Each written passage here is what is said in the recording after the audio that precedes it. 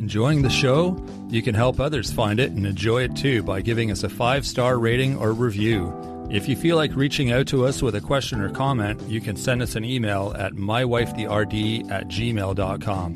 And don't forget to visit our website at mywifethedietitian.com, as well as our social media pages. We're on Facebook, Instagram, and YouTube. Enjoy the show. It's Rob and Sandra from My Wife the Dietitian, and this is Nutrition Nuggets. Hey, Rob. Hello, Sandra. Nutrition Nuggets. Here's a nugget. What you got? Well, do you remember that massive bag of carrots and massive bag of potatoes you bought? I did. Yeah, well, they were a good price, so I thought you'll figure out a way to use them. Yeah. It's like, oh my God, I got to start using before they go bad. The potatoes turn green or the carrots start growing all these green tops. Exactly. Getting hair. You did well. Yeah. So I decided to make soup. You did, but it was different. It was different, and it was so good. It was amazing. Roasted potato, roasted carrot soup. Yeah. That was the trick, right? Yeah. Because you cut up a whole bunch of stuff and put it in the oven. Yep. And then you're like, oh, here, try this. Roasted carrots and roasted potatoes. And we had a little bit of a handful of those. And then the next thing you know, there's soup. Yeah, it was intended. All that roasted potato and carrot was going to the soup.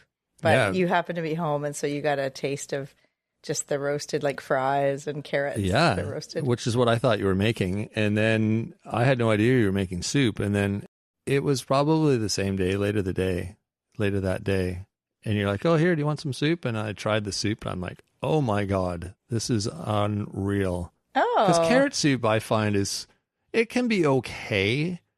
You usually have to add stuff to it. It's just a bit bland, I find, without a bit more flavor in it. Yeah. But this was so good. There was so much flavor. Yeah. And it was just a nice texture, and I couldn't stop eating it. It was really good. Well, yeah, and I blended it. So it was like pureed, like it was all smooth and creamy. Mm-hmm. Potato carrot soup. Yeah, and it was fantastic. So it's interesting. I looked up soup in the Food Lover's Companion. I've never looked that up before. Kind of a definition. Theoretically, a soup can be any combination of vegetables, meat, or fish cooked in liquid. It may be thick, like gumbo, thin, such as consommé, smooth, like a bisque, or chunky, like chowder. Yeah, we were wondering what chowder means. Like, what is the definition of chowder, I wonder? Oh, yeah, we were talking about that at dinner the other night with friends. I think it was like, because it's either seafood or corn chowder or clam chowder. Yeah. It's chunky. Oh, is that? Chunky, that's what it says, it's like cream soup with chunks in it is exactly. A chowder? I that think makes sense. Cream is, the other thing. Because they're all creamy. Yeah. Yeah, okay. So, yeah, this is so interesting. So, the roasted, this is the other thing I wanted to look up.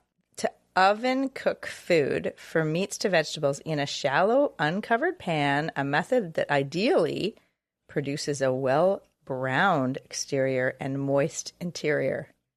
The temperatures for roasting are typically higher than for baking, and the pan must be uncovered so the food doesn't stew in its own juices.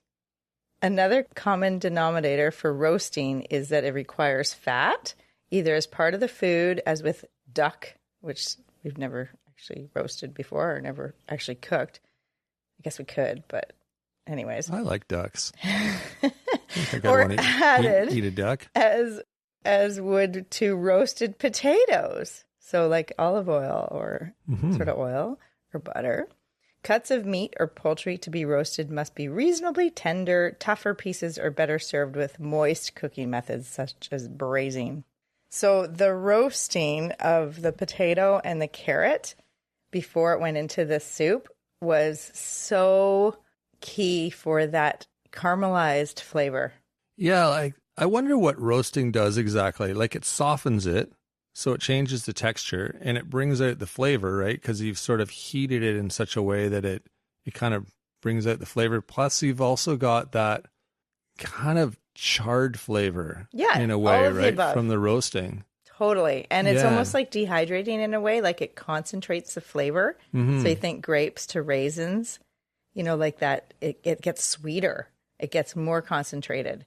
So roasting does that too. Well, and I think, when you cook a steak on the barbecue and the barbecue's got to be really hot and you throw the steak down and it sears it.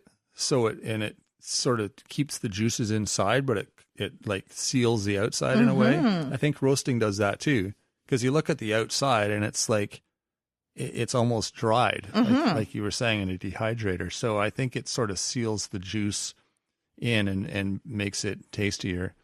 Yeah. And yeah, anything that's roasted, like you often find sauces, like roasted red pepper, tomato sauce, or anything that's had an ingredient that's been roasted, it's always really tasty.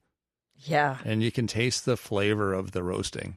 Oh, it makes all the difference. I really highly recommend this method for making your soup, or if you are maybe putting toppings on your homemade pizza, or like you get a frozen pizza and then you add, just take a pan and cut up a bunch of vegetables like peppers and onions, garlic. What's that other one? Artichokes. I wonder if they'd be good roasted. Maybe. Well, we'll find out. But yeah, I was going to say that too. I've usually when I make a sauce, I'll just throw the stuff in the frying pan and add the sauce. And it's just kind of like, I don't like too many steps when I'm cooking. I try to keep it simple, but it makes a real difference. I did that once.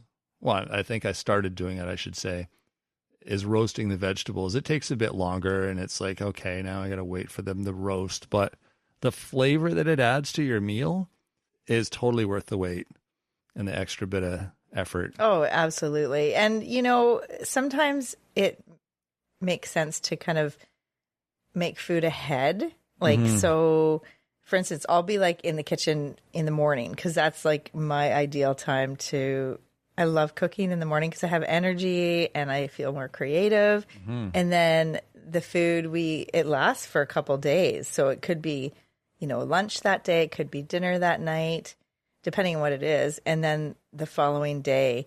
And with soup, I mean, gosh, I don't know how many servings it made, like 16 servings or something. Oh, yeah.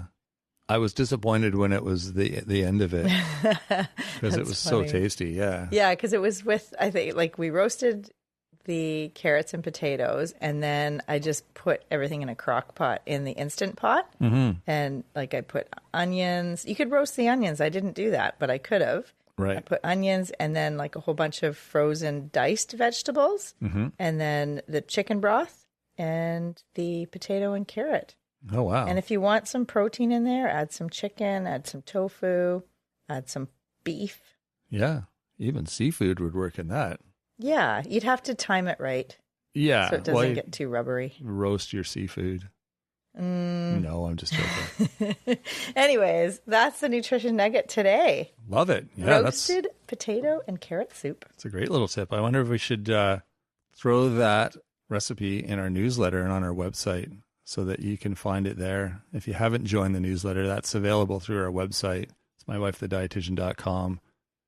And a weekly newsletter, lots of great tips, recipes, all sorts of great things there. So if you're not part of that yet, then get on board and you can get this free roasted carrot and potato soup recipe. I love the tips of the week in the newsletter. Yeah, they're fun. And the recipe of the week. And the veggie and fruit of the week. It's just amazing. All these little nuggets in the newsletter. Hopefully they're helping.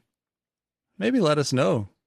We love hearing your feedback. We sit in our living room and record the show every week, and we have no clue who's listening, what they think. Like, I would love to be a fly on the wall in someone's house as they're listening to the show to see, like, if they're liking it, if they're rolling their eyes, if they're, taking notes, if they're getting some value from it. We have fun. That's all I care about. Oh, absolutely. I know, but it is helpful not for all us. I care. I love to talk about nutrition and talk to you. It's fun. And you want to know that you're making a difference though, right? So. Oh, I know we are because I have people tell me in person. Yeah, no, we do get some feedback, but we'd love to get more feedback. So, shoot us an email, It's mywifetherd@gmail.com. You can connect with us there. And if you have questions, we're happy to answer those as well on the show. We usually turn your question into an episode. You can also reach out to us through our social media pages. We love hearing from people there. We're on Facebook, Instagram, and YouTube. You can rate and review the show. That's another great way to give us feedback. You can share with your friends. That's another great way to help the show and help your friend. And you can subscribe. That's another great way to help us out. Keep things moving forward here. Get more people on board, more people healthy, and living a good, happy life. So that is it for this week. Thanks for joining us. We will be back next Monday with a full episode. So until then, have a fantastic week.